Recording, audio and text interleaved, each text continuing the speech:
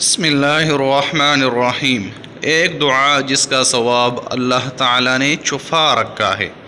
رسول اللہ صلی اللہ علیہ وسلم نے ارشاد فرمایا، ایک بار ایک شخص نے یہ کلمہ کہا، یا رب لک الحمد کما ینبغی لجلال وجہک وعظیم سلطانک۔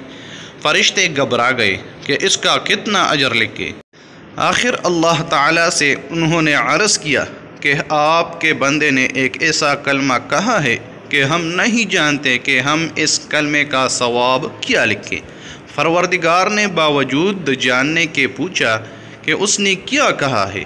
انہوں نے بیان کیا کہ یہ کلمہ کہا ہے۔